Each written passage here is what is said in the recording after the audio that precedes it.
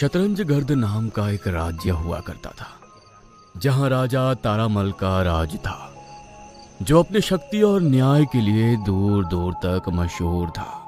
राजा का एक ही बेटा था, जिसका नाम राजकुमार अर्णव था।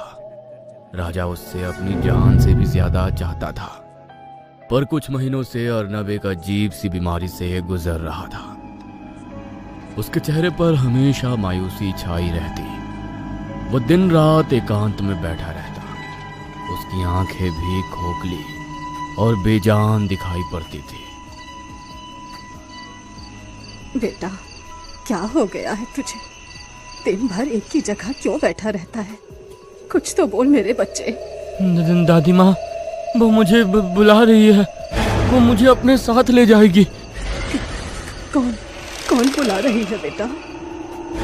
वो बंजारन मुझे अपने पास बुला रही है।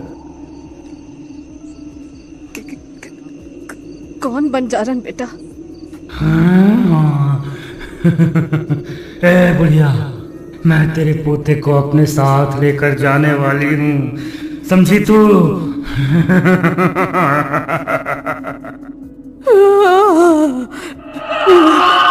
अर्नब के कमरे से चीखने की आवाज सुनकर राजा दौड़ते हुए अर्नब के कमरे में पहुंचा। क्या हुआ माँ? माँ उठो, अब ठीक तो हो? अर्नब बेटा, अर्नब! इस हादसे के बाद राजा की माँ का देहांत हो गया और राजकुमार अर्नब जीते जी मरे हुए आदमी के समान हो गया। वो फिर कभी पहले जैसा नहीं रहा। छोड़ दो मुझे।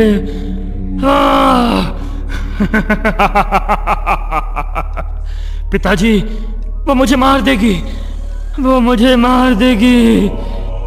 डरो मत बेटा, हम सब यही हैं तुम्हारे पास। महर्षि ने अर्नब की तरफ देखा और कुछ मंत्र पढ़ते हुए उसकी ओर भौंका, जिसके बाद अर्नब कुछ समय के लिए शांत हो गया।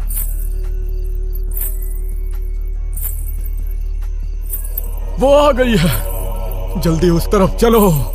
महर्षि और राजा अर्नब के कमरे में ही छुप गए।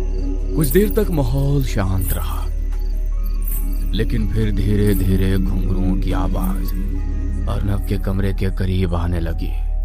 डर के मारे अर्नब पसीने में भीग चुका था। वह अपने बिस्तर से उठने की कोशिश कर ही रहा था कि तभी दरवाजे के पास एक परछाई दिखाई दी। उसकी आंखें लाल और हाथों में नुकीले नाखून चमक रहे थे। अर्नब वहां से भागने की कोशिश करता है, लेकिन शरीर दुर्बल होने के कारण वो लड़खड़ाकर वहीं जमीन पर गिर जाता है।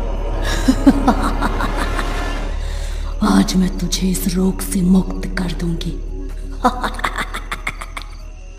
मुझे मत मारो, मुझे छोड़ दो। अर्नब के इतना कहते ही बंजारन एक झटके में ही उसकी गर्दन पकड़ के उसे हवा में उठा लेती है। वह अर्नब के सर को अपने नाखूनों से खरोचने ही वाली होती है कि तभी राजा जोर से चीख पड़ा। रुक जा, रुक जा, तुझे तेरे इस मरे हुए बच्चे की कसम है। बंजारन ने जैसे ही राजा के हाथों में अपने बच्चे की लाश को देखा, उसके कदम वहीं रुक गए।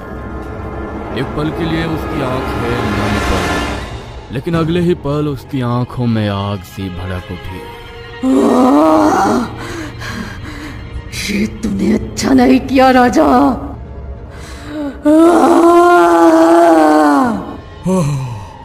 ओम क्षिप्रम नाशयति दुष्टात्मा।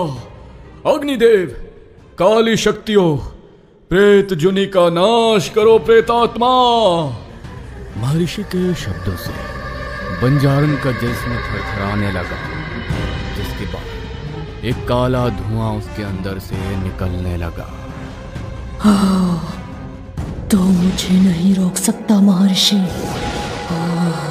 चला जा, नहीं तो मार डालूंगी तुझे।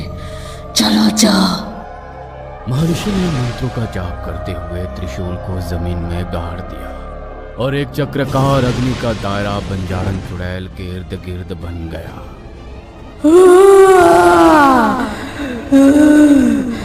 मैं लौटूंगी जब तक मेरे आंसू सूख नहीं जाते। मैं लौटूंगी मैं। दुष्ट आत्मा अब अपने बच्चे के साथ बांधी जा चुकी है। अब डरने की कोई बात नहीं है। तुम इस बच्चे के शव को दोबारा से उसी जगह दफन कर देना। ठीक है महाराज। बेटा, अब तुम सुरक्षित हो। तुम्हारे शरीर में जो काली शक्ति थी वो अब जलकर नाश हो चुकी है। मेरी जान बचाने के लिए आपका धन्यवाद महाराज। खुश रहो बेटा। महर्षि के जाने के बाद राजा ने उस बच्चे के शव को वापस उसी जगह दफन कर दिया और शपथ ली कि वो फिर कभी शिकार नहीं करेगा।